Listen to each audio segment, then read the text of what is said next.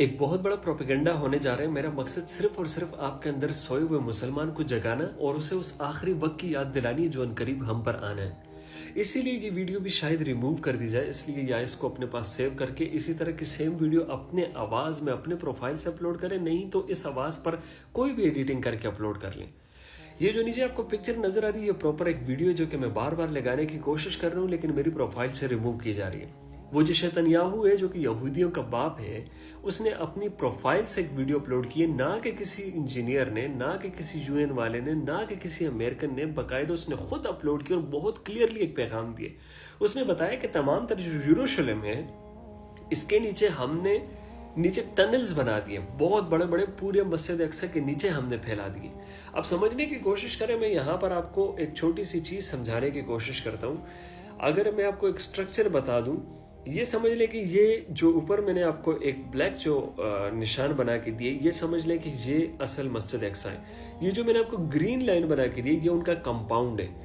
Compound के बारे में पहले जरा समझने की कोशिश करें। ये वही कंपाउंड है जिसके बारे में मैंने कुछ दिन पहले आपसे जिक्र किए थे, जिसमें ज़बरदस्ती कुछ इसराइलियों ने घुस के, पता नहीं वो अपनी क्या रस्म करने लगे थे, वहाँ पे कोई जानवर जो है उसको ज़बह करने की कोशिश कर रहे थे, लेकिन चंद मुसलमानों ने उनके साथ लड़ झगड़ के वहाँ से उनको बाहर निकाल दिया।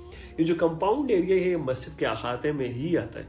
लेकिन इससे नीचे जिसको मैंने रेड यानी कि खतरे की घंटी की तरह मैंने हाईलाइट किए हुए, ये वो टनल्स हैं जो कि पूरे यरूशलेम के नीचे फैला दिए गए, जिसमें मस्जिद अक्सा भी आती है।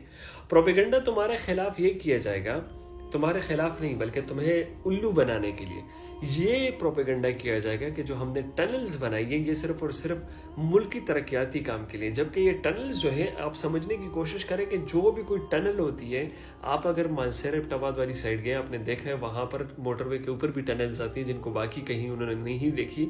जब आप कोई सुरंग बनाते हो या टनल बनाते हो, उसके ऊपर की जो स्ट्रक्चर होती है वो हॉलो हो जाती है, यानी कि वो एक खोखली जो नीचे उसकी बेस है उसके ऊपर होती है।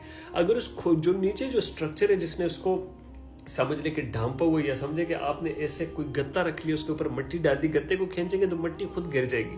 तो इसी तरह की एक हॉलो जो है, वो एक स्ट्रक्चर जो है, उसके ऊपर ज़्यादा देर वो कोई बिल्डिंग या कोई भारी चीज़ जो है वो नहीं रह सकती।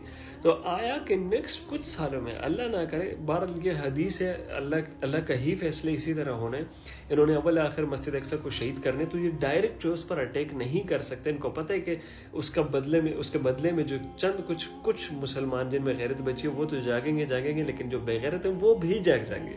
तो डायरेक्ट शायद ये अटैक नहीं कर पा रहे, इसलिए इन्होंने ये प्लान जो बनाए, जो जहां तक मुझे पता है, जहां तक मैंने इस पर रिसर्च की है, कि इसी टनल को बहाना बना करके ये टनल गिर गया था, ये इसकी जो स्ट्रक्चर थी उसमें ब्लास्ट हो गया।